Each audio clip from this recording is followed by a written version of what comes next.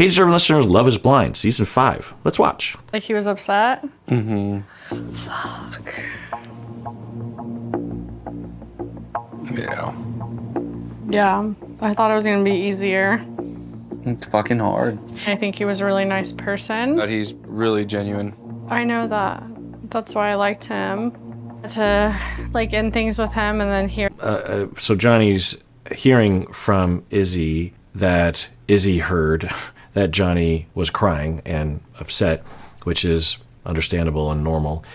And also yet another example of positive masculinity on the show. And then Johnny's like, oh no. And which makes you wonder that when Johnie was breaking up with Chris and then she skedaddled, because Chris was crying, we saw that, and we could kind of hear it, but it's very possible she couldn't hear it. You know, the thing to remember for us is that their lapel mic is right here, so it picks up, and of course they can edit things to give it more gain. But because I thought that in the pods there was an air gap, you know, you see that light wall thing. I thought that what they built was an air gap around it so that you could just talk through, like the way when you're at the bank and they have those plexiglass things, you can talk around the glass. But what I heard from cast members was there are microphones and speakers, which makes you wonder if they're even near each other. They could be on opposite sides of the warehouse, but because they have these speakers, they can just dial them in the way they want to. Probably not, but who knows? Well, I suppose maybe the speakers could be picking up their lapel mic and they're just recording that. I mean, that certainly would be better sound quality, because if you just have a mic on the wall, that would be a different thing. But anyway, so it's possible that Johnie didn't hear him crying. We could imagine that. And that she didn't think he would. But it's not hard to imagine, right? Especially the way Chris was talking. And you could imagine Johnie going into denial about that too, just like, he'll be okay, right? But you see how she hurts for him, Chris, learning that Chris was hurt and she feels bad. So that's a good sign. She's human. And also Izzy said, I don't know if you caught it, but because Johnny's like, yeah, he's a good guy. And then Izzy says, yeah, he is a good guy. It's a tick in the column that Izzy is a likable person, a respectable person, a non-insecure person, because not to say that insecure people are bad, but for him, and we've seen this on the show before too, at the very least, you could imagine him saying like, yeah, whatever, let's move on in life. But he seems to genuinely care about Chris and is communicating that. So, it's commendable, right? Just remember, it's about you at the end, I know. This is a lifelong potential decision here. I know. I mean, in some ways, that relationship was the safer option. I didn't feel what I feel for you. I suppose gamemanship would have dictated that Johnie locked down Izzy before she dumped Chris. But I suppose ethically, or even for her own needs, because she knew that Chris was second, she might as well let him go, right? So, yeah, because her and Izzy have not locked it down. I don't think so. We built the emotional connection first. I haven't talked to anybody about anything physical. Yeah, I haven't either. Is it going to matter to you? No, I don't think so. Like, I'm nervous about it. Aren't you?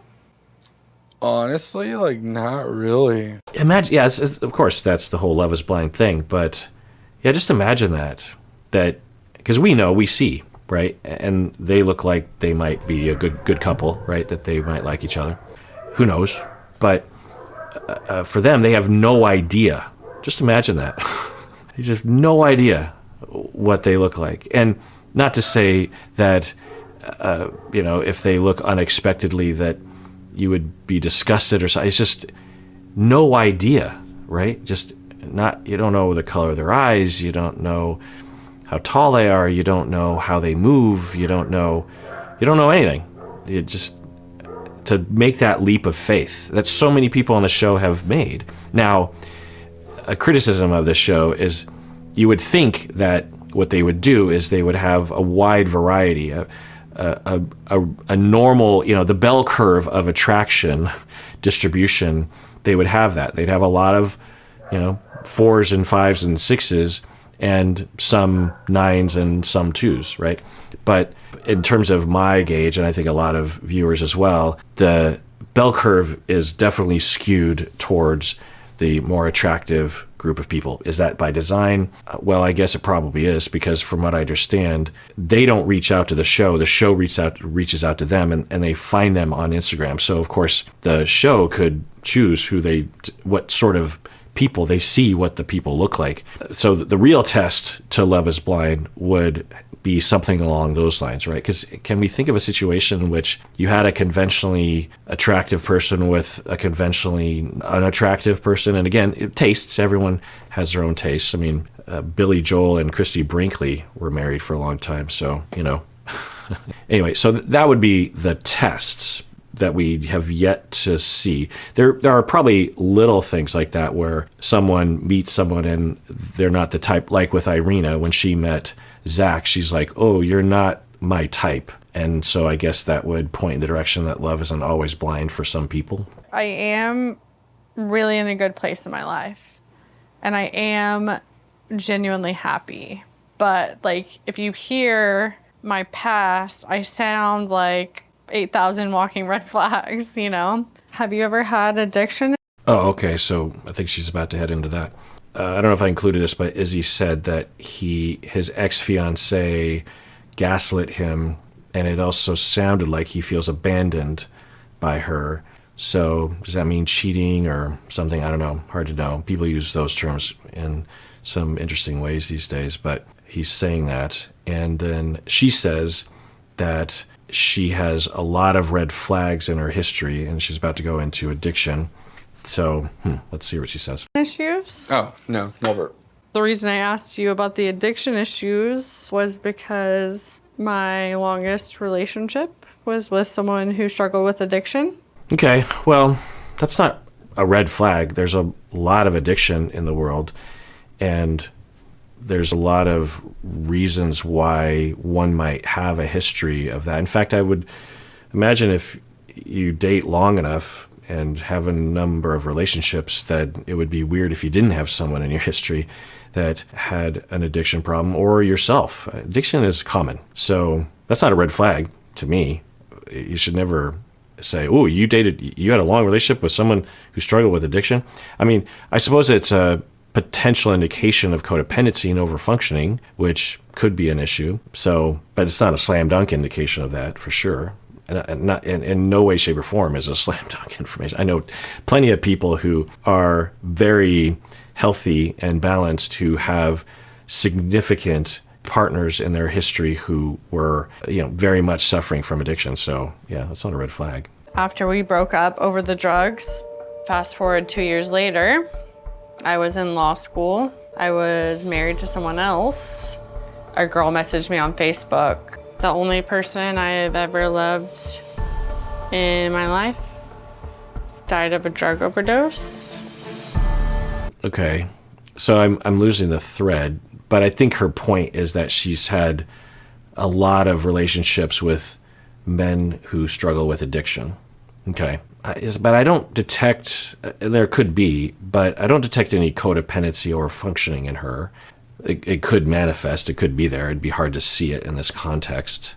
But again, I'm trying to think what we've seen from her. The only thing we've really seen from her thus far is when she was crying about her mom saying that she shouldn't get married and maybe not have kids. So now we're hearing maybe why the mom came to that conclusion of just like, you attract that sort of thing, or you sniff out those kinds of men, and that would be a disaster for your kids and my grandkids. You maybe want to think twice about continuing to do that, because you even married someone, even though you knew you shouldn't be doing that. You should screen people before. Yeah, who knows what the conversation was, but okay. Yeah, again, if I were Izzy, I would say like, deal breaker. I don't understand. I mean, unless Izzy knows something about Johnie that would be illuminated by this history. I'm trying to think of what we've seen from Johnie, what how this could be a concern, really. I mean, it's a question. Anyway, so what could this say? Well, it could indicate that Johnie has a problem with addiction as well, kind of, and that she meets people through drug activity, substance use, or by proxy she has an issue with, but that's a stretch. Or it could indicate attachment insecurity, and she feels like she needs to be with someone who needs her and is underfunctioning. And although she doesn't overfunction and be codependent, she does like that security of having someone that needs her. Okay. But that often means that you're overfunctioning, but I guess not always. I don't know. I'm lost as to why Izzy is hanging his head right now. I don't know. Do you... Well, even if you just the way she was describing having had relationships with, unless I missed something, but anyway, she finally says, I married someone on a rebound. Yeah, that's a pretty big red flag and a big concern. Does it mean that, what does it mean? See, let me look at my notes here. She's 30, and she says that she's grown since then, which is possible. The fact that she can admit that is good, because you could imagine that I'm sure she didn't think of it as a rebound when she was getting married, right?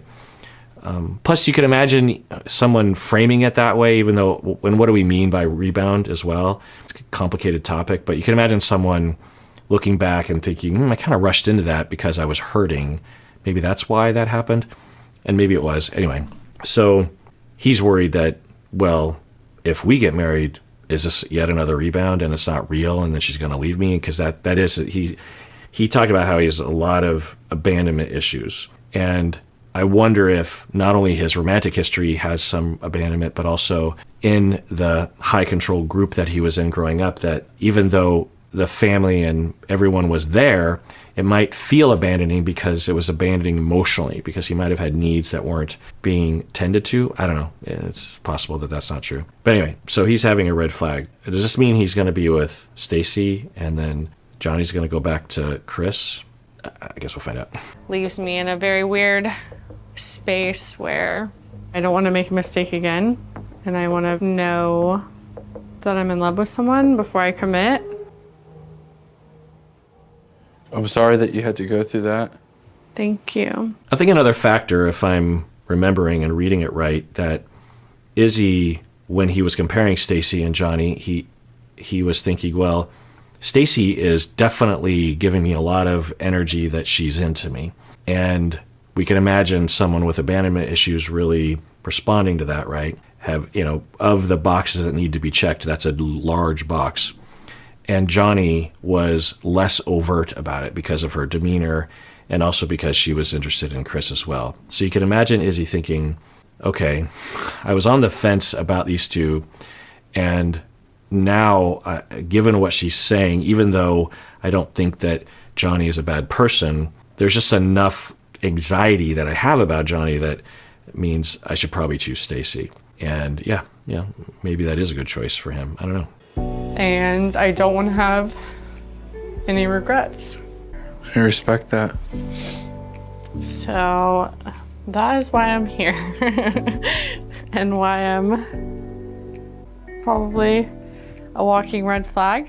The way, if I just think about her vibe and the way she interacts romantically, you think about all the different personalities of the people who've interacted with Izzy.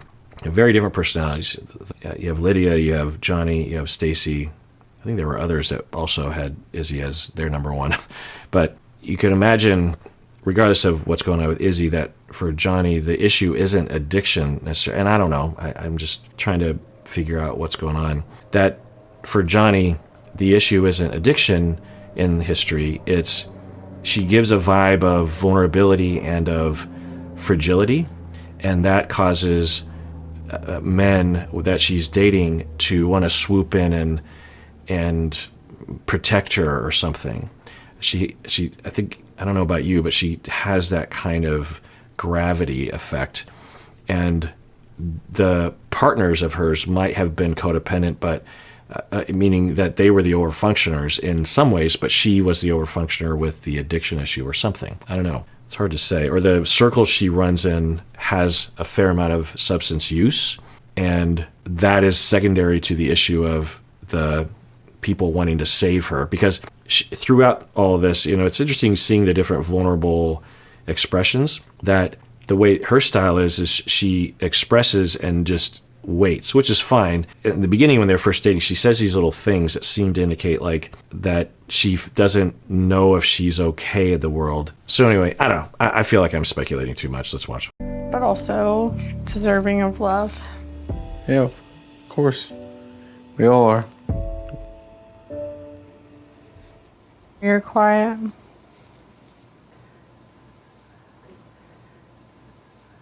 Was that too much? If Izzy was on the fence, I would think that he would want to clarify what she means by this. Okay, what red flag do you mean? What red flag am I supposed to be seeing? Also, the rebound thing, tell me more about that, instead of just drawing some conclusion. Now, I wonder if Izzy wasn't so much on the fence and he was very much leaning towards Stacy, and this just pushes it over the edge for him or something. I don't know.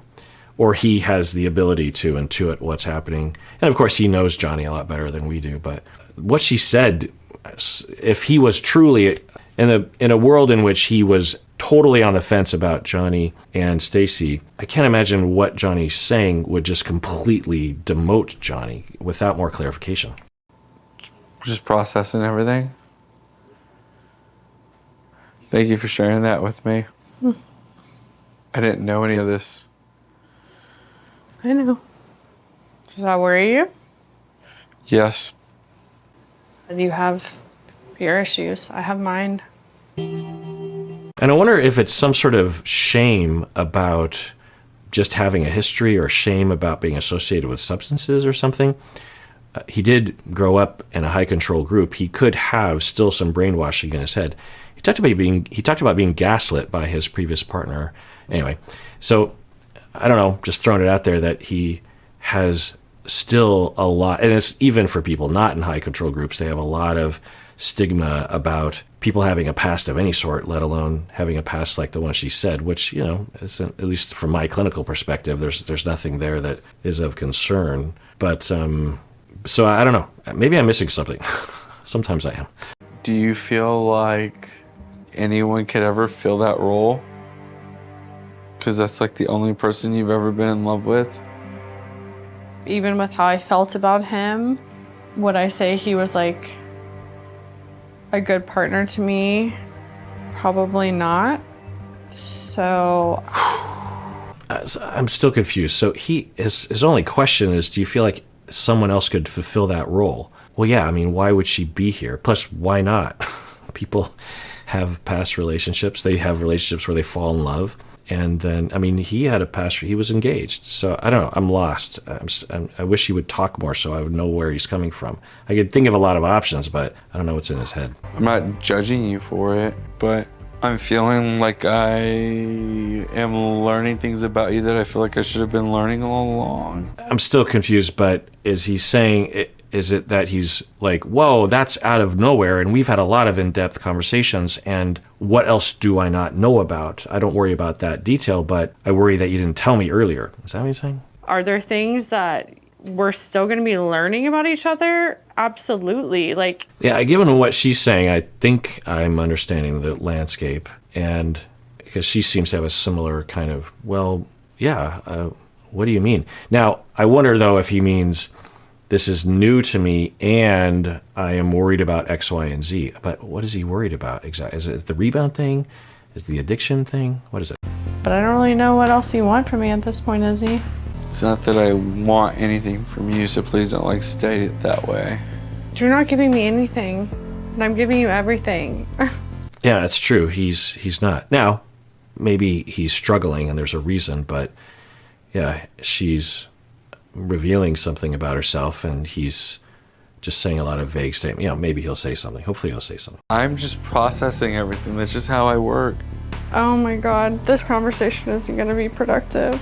Yeah, you would think that if he really wanted to sustain the relationship with Johnie, then he would say something like, look, I want to reassure you I'm still into you, but I just have some things to say, but I still really care about you, and I'm just trying to incorporate, something like, but he's not saying that. You can be confused and processing and still try to retain the relationship. So I'm wondering if he's heavily considering ending it with Johnie. Yeah, let's just call it a night. Are you serious, Izzy? I'm lost. What is it? Maybe he'll say in the lounge. You do know that like your past, it matters to me, but that's not what's influencing anything. Take the night, think on it. If it's all too much for you, that's okay. But that's where I'm at. Okay, so I guess we're not going to find out until later. I'll revisit my very loose hypothesis based on an edited reality TV show that because of a potential high control upbringing in Jehovah's Witness, he doesn't have very much experience with running into issues like this and is overwhelmed because he doesn't know how to navigate all the things that are happening for him. And if he had more experience, or when he gets more experience, he would have been able to navigate it. I don't know. But I worry that I missed something because up until this point, Izzy has been pretty balanced, pretty healthy, pretty emotionally secure and expressive. So I just have to figure there's something there. And now I'm terrified that somehow I'm screwing up. And y'all are in the comment section going, Kirk, you're an idiot or something. Well, you wouldn't say that, but you'd be pointing out that I missed something. So I don't know. We'll find out together. Chris seems to care more than Izzy at this point. It's okay, it's okay. Listen, it's okay. Hey. No, but I'm like, I let go of the one who really cared. All right. Well, interesting. Yeah, I could see that. You could see this as being evidence that she's flighty and that she is prone to rebound flightiness. And she's like, after, up until this meeting with this date with Izzy, she's like, Izzy's the one. And then this interaction, she's like, no, Chris is the one. She seems to go in that direction. But you could absolutely consider that conversation with Izzy being data for her to consider because they hadn't run into that before. And I think she's saying that she did tell Chris about that and Chris didn't have that reaction. So there's that. It's also possible she is being flighty and that she isn't really into Chris and she's desperate not to be alone or something. I don't know. I guess time will tell. Meanwhile, Izzy hears like anything somewhat negative and he's like scared. I said everything I could say. And maybe this points in the direction that Izzy and Stacy are very much more compatible because that does lend itself to that style of relationship where they don't have or talk about those kinds of edges to one's personality or those kinds of issues in one's life. Not to be rude, I feel like if he chooses Stacy, he's gonna regret it because I don't feel like their connection. I feel like Stacy's is Chris, and it's not the same kind of connection. And I feel like if he leaves here without me, eventually he'll realize. Okay, so not the best look, but I think understandable that at the very least she would think it. I wouldn't say that out loud, but yeah, okay. And then actually she said that I think Stacy is his Chris. I think maybe indicating she still considers Chris to not be a real connection, not a deeper connection. Okay. He fucked up. And he might. He's not gonna be happy with her. I'm sorry. She's really doubling down on this line of thinking that, because I think what she's concluding is, I wonder if I was losing out to Stacy or I have lost out to Stacy, and that hurts me and that makes me angry, and then I go on the attack to accuse Stacy of something. Yeah, it's not a good look, but it's understandable. I mean, just think about the times in which you were dumped and then you go on Instagram and you see the love of your life who dumped you with someone else. Like, did you not have a negative thought about that other person? It's highly likely, or at least you can imagine a lot of people having a negative thought. They might even talk with their friends about, there's no way that she's going to make him as happy as I made him. Yeah. You can imagine those kinds of conversations. Now, a lot of people out there listening, viewing, might say, no, I would never do that. And maybe you're right. But I'm just saying, she's in in essence, she detects that she just got dumped in all but words, right? So you're going to have a reaction. And I guess it is telling that she's not having a sadness expression the way that other people do. She's having an anger reaction. That's just notable. All right. Well, if you didn't know, we have an audio podcast that you can subscribe to on your phone on a podcast app. You can search for Psychology in Seattle, and it's a whole different set of content. I post a lot of those episodes on YouTube, but sometimes it's easier just to go to your podcast app and listen. That's what I do. And only if you're interested. Also, we have a website that has a lot of interesting stuff on it if you're interested in looking. And if you're ever trying to truly get a hold of me, that's where you want to email me is through the contact form on the email, on the website, and psychologyinseattle.com. And everyone out there, please take care of yourself because you deserve it. You really, really do.